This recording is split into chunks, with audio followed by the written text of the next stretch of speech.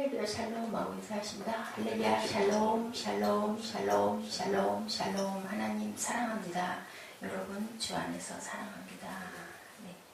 지혜로운 아들은 아비로 기쁘게 하거니와 미련한 아들은 어미의 근심이니라 그러네요. 네. 지혜로운 아들은 자랑스러워하죠. 아들이 지혜로우면. 그런데 미련하면 참 집에서 어머니가 근심을 많이 합니다. 불의한 재물은 무익하여도 의리는 죽음에서 건진다. 나쁘게 그 재물을 걸지 말라는 말씀을 하시죠.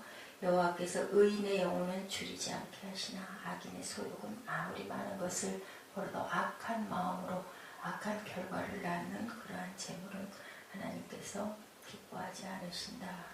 여름에 거두는 자는 지혜로운 아들이나 추수 때에 자는 자는 부끄러움을 끼친다. 근면하라는 말씀. 네, 의인의 머리에는 복이 임하거니와 악인의 입은 독을 머금었느니라. 그렇죠. 의인의 머리에는 복이 임하죠. 악인의 입에는 독을 머금고 결국은 패망하고 멸망합니다. 또한 의인을 기념할 때는 칭찬하거니와 악인의 이름은 썩죠. 마음이 지혜로운 자는 명령을 받거니와 입이 미련한 자는 망합니다. 바른 길로 행하는 자는 걸음이 평안하리니와 굽은 길로 행하는 자는 드러나리라. 눈짓하는 자는 근심을 끼치고 입이 미련한 자는 패망하느니라. 의인의 입은 생명의 샘이라도 악인의 입은 독을 머금었느니라. 미움은 다툼을 일으켜도 사랑은 모든 허물을 가리느니라. 예, 사랑은 모든 허물을 덮는다라고 말씀하십니다. 각절의 주제들이 이렇게 보니까 전부 저희들 지금 한번 쭉 본 것처럼 가난하여 줄이지 않은 삶을 사는 것, 부하게 되는 것, 영예를 얻는 것, 그리고 평안한 것, 주신 길이에 생명을 다 사는 것, 근심이 없는 것들을 말씀하고 계셔요. 네 가지를 봤더니 근면하라, 지혜로워라, 의로워라, 그리고 하나님의 계획을 너희들이 기뻐하고 그것을 바라라 라고 10장 전체적인 내용, 10장 1절부터 12절까지의 중심을 12절로 제가 잡아봤습니다. 미움은 다툼을 일으켜도 사랑은 모든 허물을 가리우느니라. 자신이 근면과 지혜와 의의 길로 걷지 않고 하나님의 개인만으로 일확천금을, 우리가 그 신비주의들이 그런 부분이 있죠. 그냥 가만히 있어도 하나님께서 채워주시고 보여주시고 이루어주시고, 어저께 엘리사의 기적을 통하여서도 본인이 해야 될 부분을 자기의 때에 기회를 놓치지 말고 정확하게 했을 때 주님께서는 우리에게 원하는 것들을 이루어 주시죠. 그리고 또한 우리의 기도가 의인의 방구가 돼야 되고 그 나라와 의를 구했을 때 하나님께서는 응답하신다는 걸 어저께 엘리사 이야기를 통해서 우리가 안 것처럼 이렇게 우리는 근면과 지혜와 의의 길을 걸어야 한다라고 말씀을 하십니다. 하나님의 개인만을 통해서 일거에 어떻게 뭔가를 회복하려고 하는 것은 뭐라고 그러죠? 우리들 많이 신접해서, 그죠? 그 잡신들을 믿으면서 그것들을 비는 그러한 행위와 같다. 부자가 되는 것 자체가 복됨을 의미하는 것은 아닙니다. 우리들이 잘 알고 있습니다. 그렇죠?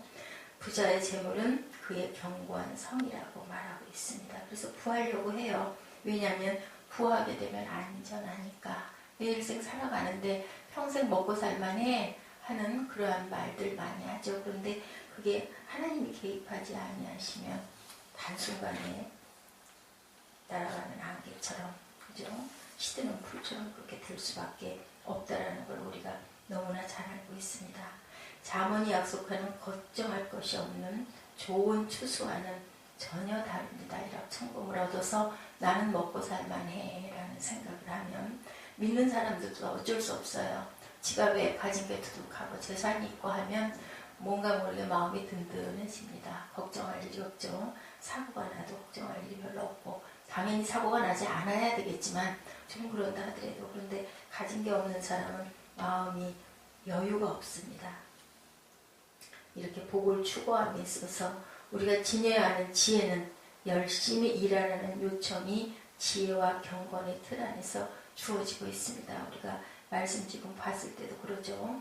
여름에 거두는 자는 지혜로운 아들인데 추수할 때 자는 자는 부끄러움을 끼치는 아들이다. 네, 이렇게 말씀하고 있습니다. 사슬에도 손을 게으르게 놀리는 자는 가난하게 되고 손이 부지런한 자는 부하게 되는데 그것 또한 나만 먹고 살려고 하는 것은 아무 소용이 없다. 자, 도둑질하는 자는 도둑질하지 말고 돌이켜 빈봉한 자에게 부조할 것이 있기 위하여 제 손으로 수고하여 선한 일을 하라. 에베소 4장 28절에 근면하여 열심히 일하고자 하는 노력이 내 자신이 속한 공동체에, 가정에, 아니면 교회에, 아니면 직장에, 내가 처하고 있는 곳에, 또 내가 공부를 열심히 해서 무언가를 이루면 사회에, 아니면 후진들에게 영향을, 좋은 귀한 영향을 끼쳐야 된다는 말씀을 하고 있습니다. 지혜의 또 다른 측면에서 언급되어지는 것은 말에 대한 장언의 권한, 말은 되도록이면 적게 해라. 8절과 10절에 마음이 지혜로운 자는 명령을 받거니와 입이 미련한 자는 패망한다.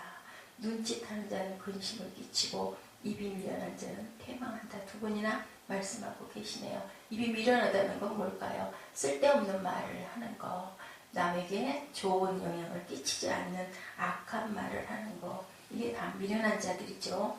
부함과 평강을 이루는 중에서 하나는 의로움이죠. 의로움의 본질은 뭘까? 바로 서는 것, 신실한 것, 이것을 의로움이라고 말씀하고 계십니다. 정직하고 의로우며 동정하는 것과 진리를 포함하고 있다. 말할 때 의로움은 현명하고 가치 있고 덕을 세우고 삶을 가져다주는 말을 해야 한다. 악한 말을 하거나 비방을 하거나 남을 못되게 하거나, 어저께 저희들 그 말씀 나눈 것 같아. 나는 누구인가?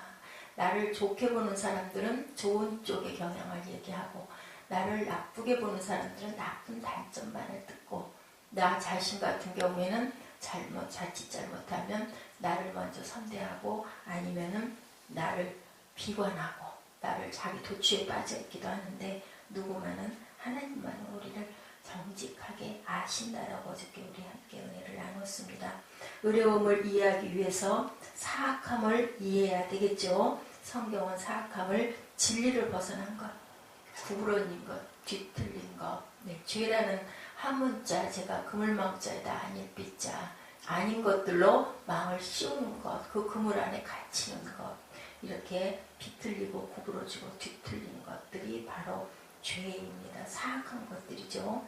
그것은 기대되어진 어떤 기준을 뒤집어버리는 것, 뒤틀어버리는 것, 부정직과 속임과 피 흘리기를 좋아하는 것, 잔인하고 급한 것들을 얘기합니다. 우리 선진들이 그 참을 인자 석자를 써라. 그러고 나면 생명도 살린다는 말씀을 하셨어요.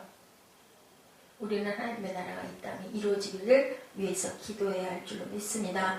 복됨을 이해할 때 공동체의 유익을 위하려는 의식 가운데 근면함을 추구하며 의를 위해 싸우려 할 때 하나님은 우리의 삶에 개입해 주시고 응답해 주시고 말씀해 주시고 또한 우리를 깨닫게 해 주십니다. 미움은 다툼을 일으키지만 사랑은 모든 허물을 덮어준다. 오늘 그 중심 말씀이죠. 모든 다툼은 마음에 품은 증오의 감정에서 비롯되죠. 그렇기 때문에 12절에 말씀하고 계십니다. 미움은 다툼을 일으켜도 사랑은 모든 허물을 가리운다, 덮어준다.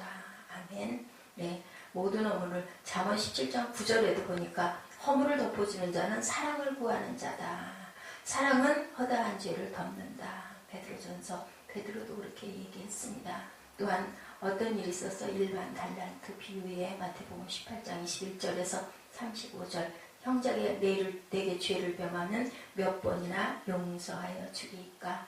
7번뿐만이 아니라 70번씩 7번이라도 용서해 줘라 라고 그렇게 말씀하고 계시죠. 가인이 아벨을 죽였을 때도 하나님께서는 사람이 직접 보복하는 것을 금해서 가인도 내가 너를 보호해 줄게 염려하지 말라고 말씀하십니다. 예수님께서는 원수를 사랑하라고, 사도 바울은 원수를 선대하는 것이 오히려 그 머리에 숯불을 쌓아놓는 것이다. 무한하게 해서 그가 돌이키게 양심의 가책을 느끼도록 오히려 더 잘해주라고 이렇게 사도 바울도 얘기를 했습니다. 사람을 위해서 때에 따라서는 핍박과 희생을 감수해야 되는데 우리 증인된 자들의 삶이 그렇다고 말씀하셨죠. 그렇다 할지라도 너희들 염려하지 말라고 말합니다. 예, 우리가 너희가 환난 중에 기뻐하고 감사하라. 왜냐하면 하나님이 보고 계시니까. 악의 세력에 대해서 그렇다고 해서 맹목적으로 순종하지는 말아야 되겠죠. 악의 세력에 용기 있게 대항하는 것이 바로 우리의 그저 신실한 자들의 대처할 자세입니다. 그렇기 때문에 순교도 불사했죠. 명백한 분쟁의 조짐이 없는 것에서 미움은 기회를 노리다가 다툼을 일으킵니다. 이웃의 귀를 모아놓고 고자질과 나쁜 추측과 허위 진술로 그렇게 해가지고 그 사이를 깨뜨리고 분쟁을 일으키려고 하고 가정을 깨뜨리고 단체를 깨뜨리고 또한 교회 안에서도 그런 일이 얼마나 일어나는지 모릅니다. 하나님이 나의 예배를 기뻐 받으셨나 아니나 아는 가장 정확하게 우리가 알 수 있는 기준은 예배를 드리고 났는데 내가 이게 뭐하고 앉아있어? 그 얘기를 직접 들은 적도 있습니다.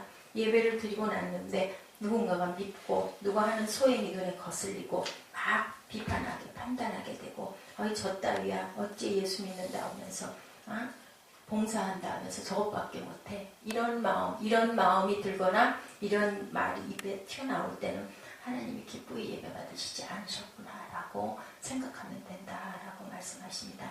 이웃의 귀를 모아놓고 고자질과 나쁜 추측과 허위 진술을 하는 얘기를 들을 때는 저거는 사단이 그 안에서 그 사람이 사단이 아니라 그 안에서 자꾸 헐으려고 하는구나, 깨뜨리려고 하는구나, 파괴하려고 하는구나 하고 그저 뭐 어떻게 해야 될까요? 권면하다 안 되면 가만히 자리를 떠야 되겠죠. 미움으로 발생한 분쟁과 다툼이 있는 곳에는 화해자가 나오죠. 그것이 바로 사랑이며 그 사람이 모든 허물을 덮어버린다. 흙이 그래서 참 귀한 거예요. 다 덮어서 품어버리고 그렇게 해서 나중에는 어떻게 돼요?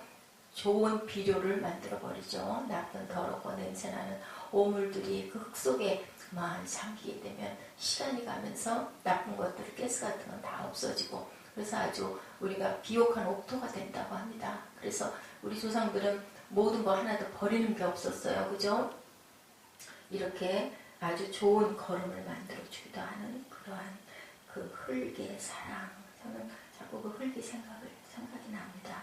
우리가 흙으로 돌아가면 우리 또한 한 줌 흙으로 변하여서 흙에 잘 섞여서 그래서 좋은 땅 안에 내가 작은 먼지로라도 섞일 수 있다라는 것도 참 귀하겠구나. 우리 영혼은 물론 하나님께 가겠죠. 이렇게 하나도 버릴 게 없는 우리 저와 여러분 되시길 바랍니다. 우리가 실수와 묵은별로 말미암아 저지르는 허물을 서로 감싸주고 우리가 친구를 사랑할 때 사랑은 그 허물을 덮어줍니다.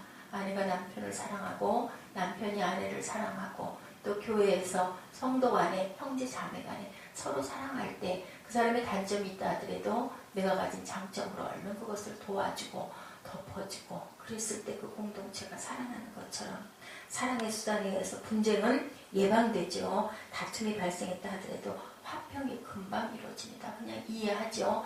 그 사람 저분이 조금 연약해서 저분이 아직 신앙이 그거밖에 안 돼서 더 내가 많이 섬겨주고 따뜻하게 해주면 그 사람도 또 그것을 본을 받아서 좀 부끄러운 마음도 들고 그죠? 사도 바울의 말 맞다나 이 머리에다가 숯불을 놓는 것 같은 마음의 가책. 왜냐하면 일단 교회에 들어왔으면 말씀 들으면서 또 가끔은 흘려듣기도 하겠지만 또 그 기회를 많이 받으려고 교회를 오는 거니까 이렇게 우리가 그 뒤에 온 부족한 사람들을 싸줬을 때 그곳에서 아름다운 사랑의 꽃이 필 수 있는 것.